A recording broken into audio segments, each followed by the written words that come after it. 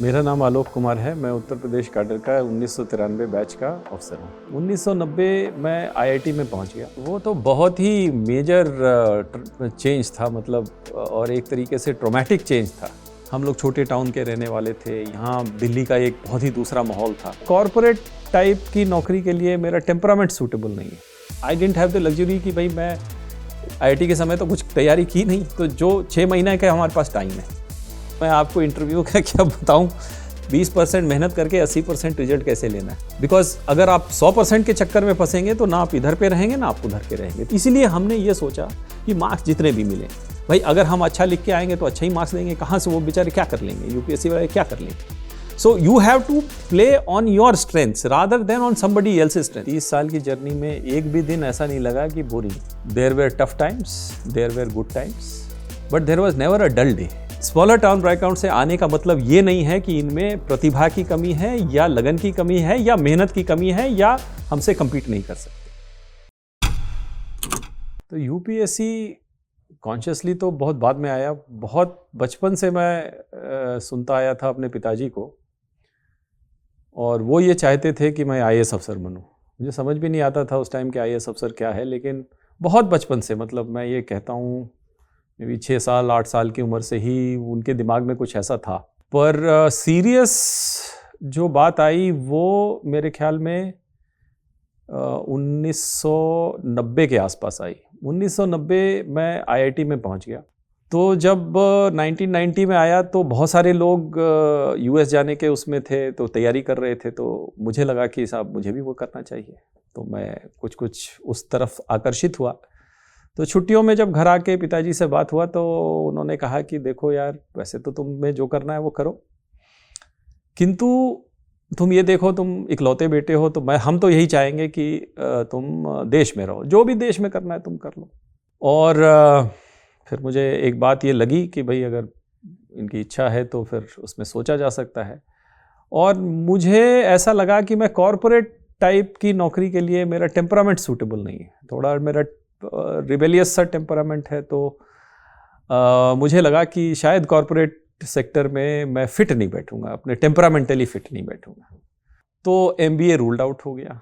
तो फिर उसके बाद फिर सिर्फ बचा सिर्फ इस बात का कि भाई अब और क्या हो सकता है। तो फिर ये लगा कि सिविल सर्विसेज, और वो फिर पुराना बचपन का सपना फिर कुछ याद सा आया कि हाँ भाई ऐसा, पिताजी भी ऐसा ही चाहते थे, तो चलो एक बार इसको प्रयास करके देखते हैं, अगर हो जाता है तो अच्छा है। तो वहाँ से फिर मेरा सीरियस, जिसको कहते हैं यूपीएससी का जो सीरियस प्रिपरेशन या उसके सीरियस कंसिडरेशन, उस समय से चालू हुआ। वो तो बहुत ही मेजर चेंज था, मतलब और एक तरीके से ट्रॉमेटिक चेंज था, क्योंकि हम लोग छोटे शहरों से पड़े हुए थे। जैसे हम निकले 1985 में, उस टाइम तक टीवी भी नहीं आया था हमारे घर में। कोई महानगर हमने देखा नहीं था, उस तरीके से रहे नहीं थे। अकेले घर पे रहने का, हॉस्टल में रहने की भी एक तो बहुत सारे ट्रांजिशंस एक साथ हुए।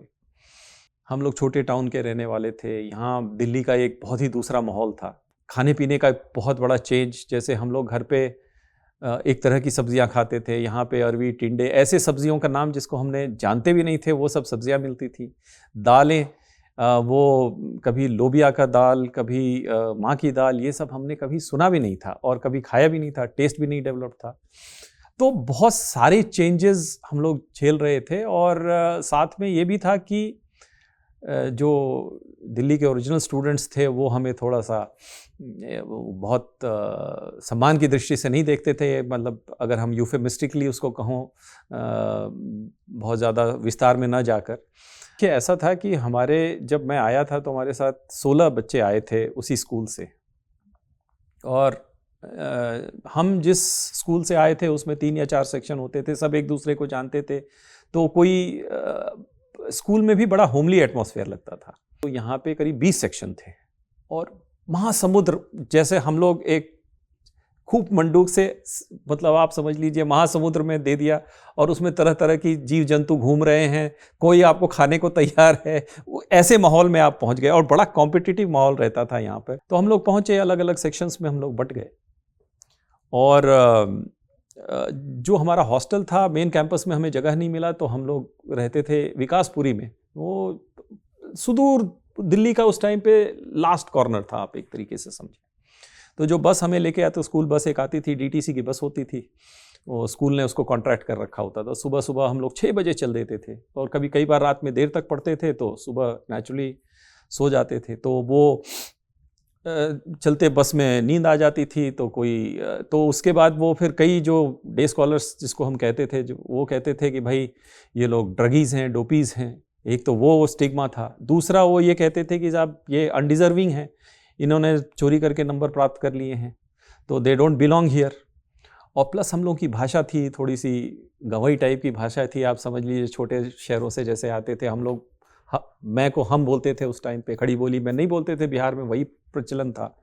तो उसको भी वो लोग थोड़ा सा, यानी भाई तुम सिंगुलर में हम क्यों बोल रहे हो, हम तो मतलब कई लोग होते हैं। हमने कहा कि भाई हम लोग के यहाँ राजा साहब को हम बोलते हैं, इसलिए हम लोग अपने आप को हम बोलते हैं, अपने आप को इंपॉर्टेंस देने के लिए हम बोलते हैं। खैर एनी हाउ, तो जब पहले 3 महीने का ये ट्रांजिशन चलता रहा, 3 महीने बाद जब फर्स्ट टर्मिनल का एग्जाम हुआ तो सब लोगों ने अपने अपने रेस्पेक्टिव सेक्शंस में बड़ा अच्छा परफॉर्मेंस किया। तब जाके हमारा एक्सेप्टेंस हो गया कि नहीं भाई ये लोग भी सीरियस कैंडिडेट्स हैं, अच्छी मेहनत से पढ़ाई लिखा है। Yes, they have come from smaller town backgrounds, but smaller town background से आने का मतलब ये नहीं है कि इनमें प्रतिभा की कमी है, या लगन की कमी है, या मेहनत की कमी है, या हमसे compete नहीं कर सकते। देखिए, मेरा ऐसा मानना है कि यूपीएससी का प्रिपरेशन लाइफ लॉन्ग प्रिपरेशन है। इट इज़ नेवर, वो इंटेंसिव एक फेज आता है जब आप एग्जाम की तैयारी कर रहे होते हैं, बट इतना उसका वाइड स्कोप है उसके सिलेबस का कि जब तक आप बचपन से जो भी आप पढ़ रहे हैं, जो भी आप देख रहे हैं, आपको किसी मुद्दे को देखने का नज़रिया क्या है। तो मुझे याद है कि जैसे जब हम हिस्ट्री पढ़ते थे, जब हम ज्योग्राफी पढ़ते थे 9th 10th में, बोर्ड के लिए पढ़ते थे, लेकिन उसकी रिटेंशन मुझे बाद में काम आई। ये नहीं था कि हमने 10th बोर्ड में एग्जाम कर लिया और वो जितना हमने पढ़ा वो सब भूल गए। आज भी आप मेरे से पूछेंगी कि 10वीं क्लास में बायोलॉजी में मैं क्या क्या पढ़ा था, मुझे वो एक एक चीज़ आज भी याद है। मतलब at the age of 55 when people's memory start fading, I still remember all of that, because मैं इसलिए उसको याद रखता हूँ क्योंकि उस जमाने में बहुत मेहनत से वो पढ़ा गया था और उस इंटेंसिटी से पढ़ा गया था। नहीं, ये इसलिए नहीं कि मुझे यूपीएससी देना था, बट जो भी आप काम कर रहे हैं, जो भी आप पढ़ाई कर रहे हैं, वो आपको लाइफ लॉन्ग काम देता है। आपके प्रश्न के उत्तर में मुझे इतना कहना है कि there are 2 stages of preparation. One is a broad extensive phase which creates a, जो आपका एक प्लेटफॉर्म बनाता है, और उस प्लेटफॉर्म पे फिर वो इंटेंसिव फेज वाला जिसमें आप अपने ऑप्शनल सब्जेक्ट के ऊपर और जनरल स्टडीज के ऊपर फिर वो फोकस्ड वे में कि भाई यूपीएससी में इस पैटर्न, क्योंकि वो जो प्रिपरेशन जो जनरल प्रिपरेशन होती है उसमें यूपीएससी का हम क्वेश्चन पेपर नहीं देखते हैं, उसमें हम केवल एक नॉलेज बेस अपना बिल्डअप करते हैं और उसके बाद फिर उस नॉलेज बेस का एप्लीकेशन यूपीएससी के क्वेश्चंस के संदर्भ में किस तरह का क्वेश्चन पूछा जाता है, वो आपका इंटेंसिव फेज में आता है। तो मैं अपने प्रिपरेशन को 2 फेज में बांट के देखता हूं। एक जो जनरल लाइफ लॉन्ग क्यूरियोसिटी होती है, क्विजिंग में लोग जाते हैं, साहित्य पढ़ते हैं, जो आपके सिलेबस के बाहर की किताबें पढ़ते हैं to supplement the knowledge of the syllabus. And then second is the phase where you really prepare for the exam, कि क्वेश्चन पेपर ऐसे आते हैं, इस तरह का पैटर्न है, उसके हिसाब से आप प्रिपेयर करते हैं। जो कि मेरे केस में क्योंकि हम आईआईटी से पास किए मई में पास किए, जून में प्रीलिम्स देना पड़ गया। उस बार कुछ प्रीलिम्स का पेपर लीक हो गया था, तो फिर 2-3 महीने बाद फिर एग्ज़ाम देना पड़ा। और उसके बाद का जो फेज़ है वो 6-7 महीना जो मिला, from June let's say till February जब एग्ज़ाम हुआ, वो फेज़ में रियल इंटेंस कि भाई हमें 2 तो ऑप्शनल सब्जेक्ट था, वो तो हमारा कुछ प्रिपेयर्ड था, बट जो जनरल स्टडीज़ वाले जो पेपर होते हैं उसमें काफ़ी वाइड रहता है, तो उसको पूरा इंटेंसिव फेज़ में जो कि एग्ज़ाम के दृष्टिकोण से हमें क्या प्रिपेयर करना है, तो उस तरीके से मैं इसको देखता हूँ। जनरल स्टडीज़ में इश्यूज़ को एनालाइज करने का एक तरीका होता है। अब उसी क्वेश्चन को आपने एक चलते तरीके से भी लिख सकते हैं और इंसाइटफुल भी आप लिख सकते हैं। इंसाइट कैसे आता है आपको? इंसाइट तब आता है जब आप उस सब्जेक्ट में घुसते हैं, डेप्थ में जाते हैं। एक सतही तैयारी होती है जिसमें कि आपने पढ़ लिया और रोट मेमोरी से उसको निकाला, और एक कि आप उस इशू को थ्रेडबेयर समझते हैं। तो थ्रेडवेयर समझने के लिए जो मेहनत करनी पड़ती है वो इंटेंसिव फेज में आपको करना पड़ता है। उसमें आप जब करेंगे तो इश्यूज के प्रोज कॉन समझेंगे और वो करेंगे। प्रॉब्लम यूपीएससी में ये है कि इतना वाइड है ये कि हर इशू में ये संभव नहीं है कि आप उस लेवल पे घुस सकते हैं। तो उसमें हम लोग करते क्या थे कि जैसे एक ग्रुप में हम लोग तैयारी कर रहे हैं तो एक दूसरे से मदद लेते थे कि भाई तुम इस टॉपिक पे तैयारी करो, हम इस टॉपिक पे डेप्थ में जाते हैं, और एक दूसरे से फिर चर्चा में बहुत सारी चीजें आपकी क्लैरिफाई हो जाती है। नहीं ऐसा है कि कंपटीशन तो रहता है, लेकिन भाई कंपटीशन में रहते हुए भी अगर हम सब नॉन कोऑपरेशन मोड पे चले जाएं तो सबको फिर पूरी सिलेबस तैयार करनी पड़ेगी। नाउ इट इज मतलब मेरा अपना मानना है कि जितना वाइड इनका सिलेबस है कि कोई एक आदमी इंडिविजुअली सब कुछ नहीं उस डेप्थ पे तैयारी कर सकता है। तो आज कुछ लोग कोचिंग का भी सहारा लेते हैं। हम लोग के समय में उस ज़माने में वो ज़्यादा उतना था नहीं, और जो हमारे ऑप्शनल सब्जेक्ट ऐसे थे जिसमें कोई कोचिंग दे भी नहीं सकता था, तो वो तो हमारे जो हमने पढ़ा उसी के बेसिस पे हमने अपनी तैयारी कर ली। That was largely self study. इसमें ज़रूर हम लोग कुछ नोट्स एक्सचेंज करते थे because all of us were engineers, और हम लोग का तो राइटिंग स्किल्स भी बहुत ज़्यादा नहीं रहती। हम लोग तो एक रैशनल बेसिस पे चलते हैं कि भाई ये ऐसा ऐसा है, पॉइंट बुलेट पॉइंट बेसिस पे चलते हैं। तो बहुत फ्लावरी हमारी लैंग्वेज भी नहीं होती थी। तो उस कमी को दूर करने के लिए the only thing that we thought was कि अगर हम लोग एक दूसरे से बात करें और अलग अलग सब्जेक्ट्स में इन डेप्थ तैयारी कर लें तो जो ये डिस्कशन में सबको एनरिचमेंट मिलता है। तो it was also mutually helpful to each other. तो वो that way it was a great thing to happen.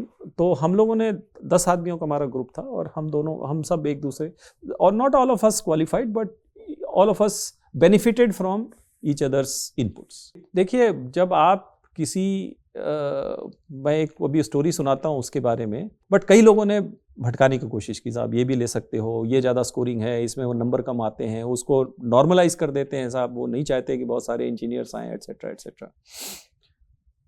लेकिन हमने फिगर आउट ये किया कि साहब देखिए ऐसा है कि हमें 6 महीना है टाइम, बिकॉज मेरे पास आई डेंट हैव द लग्जरी कि भाई मैं आईआईटी के समय तो कुछ तैयारी की नहीं, तो जो 6 महीने का हमारे पास टाइम है, तो टाइम का बजट देखते हुए हमने ये सोचा कि अब एक नया सब्जेक्ट पूरे नए सिरे से प्रिपेयर करें, it would be too onerous, और उतना टाइम भी नहीं था हमारे पास।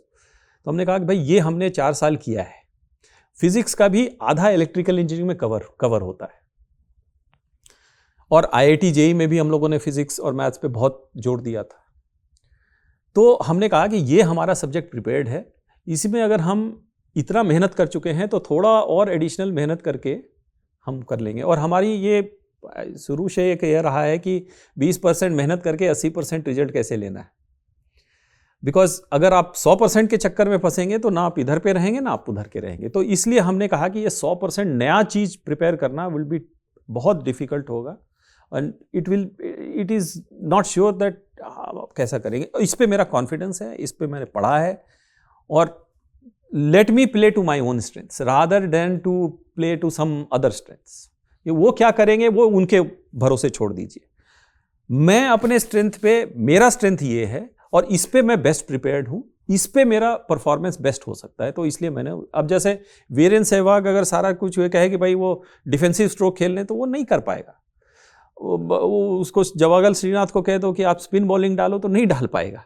तो जिसमें आपको कॉन्फिडेंस है उस पिच पे खेलिए। मैं आपको इंटरव्यू का क्या बताऊं, तो मैं इंटरव्यू के समय, तो इंटरव्यू में जरूर मैंने लिया था assistance for some mock interviews. That was the only assistance that I took. Otherwise, everything else was self preparation.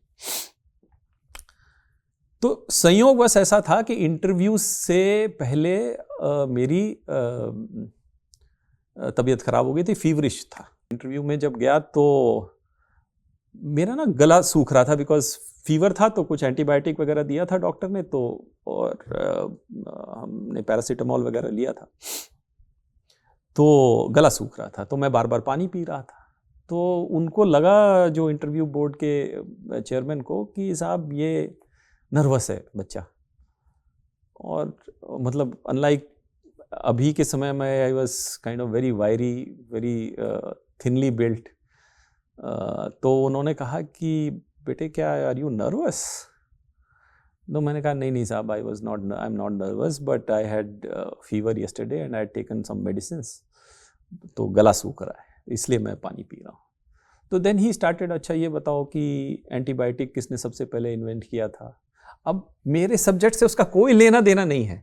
तो फिर पेंसिलिन बात आया, फिर उसने कहा कि भाई कि कौन आविष्कारक था, कब सबसे पहले मैन्युफैक्चर हुआ, तो कुछ बता पाया, कुछ नहीं बता पाया। फिर उसके बाद कुछ उन्होंने सब्जेक्ट के बारे में पूछा, कुछ जनरल कंटेम्प्रोरी, अब मुझे पूरी तरह से याद भी नहीं है उस टाइम पे। उसके बाद लास्ट में एक बंगाली जेंटलमैन थे, I don't know the names because the names are not displayed, वो कहीं बिहार के ही रहने वाले थे, बिहार झारखंड तब कंबाइंड था। तो उन्होंने मुझे फंसा लिया एक क्वेश्चन में। उन्होंने पूछा कि साहब आप जहाँ रहते हो बोकारो से जमालपुर जाना, जमालपुर का नाम सुने हो? हाँ मैंने सुना है जमालपुर। क्या है जमालपुर, किस चीज़ के लिए फेमस है? तो मैंने कहा कि नहीं साहब, वहाँ पे रेलवे का कोच फैक्ट्री है और स्पेशल क्लास रेलवे अप्रेंटिसेस की ट्रेनिंग होती है वहाँ पे। बोले वेरी गुड, तो आपको अपने घर से बाय ट्रेन वहाँ जाना है जमालपुर, कैसे जाओगे? तो मैं गांव जाता था, तो मुझे मालूम था कि भाई मैं बोकारो से बस पकड़ के धनबाद जाता था, धनबाद में एक मौर्य एक्सप्रेस ट्रेन होती थी, उस पर बैठते थे और सुबह बरौनी में उतर जाते थे, इतना ही पता था मुझे। तो मैंने कहा कि साहब मैं ऐसे करूँगा, वहाँ जाऊँगा। तो उन्होंने कहा, पकड़ लिया, उन्होंने कहा कि देखिए साहब, जमालपुर तो गंगा के साउथ है, तो आप अगर बरौनी जाएंगे तो आप गंगा क्रॉस करके नॉर्थ चले जाएंगे, तो फिर then why do you have to go north of Ganga? तो मैंने आई प्लीडेड इग्नोरेंस। मैंने कहा साहब I am sorry, I don't know the answer, although I have gone to this route, but तो लोकल ज्योग्राफी में उन्होंने फंसा दिया। तो सही आंसर उसका ये था कि आप बड़ी लाइन से बोकारो से चलेंगे, क्यूल में उतरेंगे। क्यूल में वो जंक्शन होता था, क्यूल जंक्शन, और रात में कभी आता था, वो जानता था मैं, क्यूल जंक्शन आता था। क्यूल जंक्शन से फिर एक छोटी लाइन चलती थी जो जमालपुर को जाती थी। तो अब नहीं पता था, तो नहीं पता था, फंस गए उसमें। आपको ये बताऊं कि इतने गलत आंसर देने के बाद भी मुझे 250 में से 188 नंबर आए थे, विच इज़ वेरी गुड। तो इसका मतलब ये है कि अगर आप गलत भी आंसर दे रहे हैं तो कोई ऐसी, वो लोग ऐसा नहीं आपको कहते हैं कि भाई आप एनसाइक्लोपीडिया होना चाहिए नॉलेज की। बट 2-3 बातें हैं जो इंटरव्यू में जो मैं समझता हूँ। एक, कि आप ऑनेस्ट रहें, अगर आपको नहीं आता है तो आप कह दें कि नहीं साहब मुझे नहीं आता है। जैसे उन्होंने टोका मुझे तो तुरंत मुझे समझ में आ गया कि भाई मेरी गलती है। अब मैं आर्ग्यू करने लगता तो वो शायद एक, never argue with the board members. Second, दूसरा कि ईजी रखिए अपने आप को, उसमें सेटल्ड रहिए। देखिए वो बहुत एक्सपीरियंस लोग होते हैं, 30 साल 50 साल उन्होंने देखा है, and day in day out वही काम कर रहे हैं, तो आप उनको ब्लफ नहीं कर सकते। You can't get away with bluffing. तीसरा, वो भी समझते हैं कि भाई आप बहुत नर्वस होंगे, टेंशन में होंगे, तो they try to put you at ease. सिर्फ वो ये एसेस करना चाहते हैं कि आप किसी भी टॉपिक पर कोजेंटली अपनी बात कम्युनिकेट कर सकते हैं। It's essentially a question of communicating your ideas. कितनी डेप्थ है आपको, शैलो हैं कि डीप हैं, और are you able to articulate your ideas well. That is all that personality test is about. जो लोग 6 साल 7 साल देते हैं, मुझे कोई दिक्कत नहीं है, देने चाहिए, लेकिन अपनी जिंदगी के बेस्ट ईयर्स आप प्रिपरेशन में निकाल देते हैं। फ्रस्ट्रेशन अगर हो गया तो बहुत अच्छी बात है, बट कुछ लोग ऐसे भी होते हैं, कई 6-7 साल 8 साल लगाने के बाद पता चला कि आप कहीं के नहीं रहे। आपने अपना जो प्राइम 10 ईयर्स आपने यूपीएससी के प्रिपरेशन में लगा दिया, और सक्सेसफुल हो गए तो अच्छी बात है, बट सक्सेसफुल होने पर भी आप कभी उस टॉप पे नहीं रीच कर पाएंगे जो आपके ऐसे कोलीग्स होंगे जो आपके साथ आए हैं, जो पहले या दूसरे या तीसरे अटेम्प्ट में निकाल लिया। तो मेरा तो 2 बातें रहती हैं। एक, कि भाई किसी चीज को अपनी जिंदगी का एंड ऑल मत बनाइए। ठीक है, आपने ट्राई कर लिया 2-3, मतलब आई डोंट नो, मैं तो पर्सनली उसी सिलेबस को अगर मुझे 2 या 3 बार पढ़ना पड़े मैं तो बोर हो जाऊंगा। एक फिटिंग फैक्टर भी आ जाता है। इतना हाई स्टेक्स नहीं बनाना चाहिए। Yes, you give your best, अगर हो गया तो बहुत अच्छी बात है, नहीं हुआ तो there are so many opportunities, there are many people who have not qualified and who are doing better मतलब मैंने ऐसे दोस्तों को देखा है जो क्वालिफाई नहीं किए हैं, but they are doing better in life in a alternate profession which they have chosen and they are excelling in those professions. एक समय के बाद मेरा तो अपना यही राय है कि मतलब rather than putting more and more effort into something that is not happening, और आपको पता चल जाता है if you miss it by a very small margin तो ठीक है, there is a case for another attempt, but if you are missing by a very large margin and just keeping on doing it, I mean reward return, मतलब जितना हमने मेहनत किया और जितना हमें रिवॉर्ड मिल रहा है उसके लिए मेरा अपना मानना है कि कॉस्ट बेनिफिट के पॉइंट ऑफ व्यू से एडवाइजेबल नहीं है। परंतु भाई ये तो मेरा एडवाइस है, लेकिन डिसीजन तो इंडिविजुअल है, वो उसके अपनी परिस्थिति को देख करके सबको डिसीजन लेना होता है, but it is not worth that much.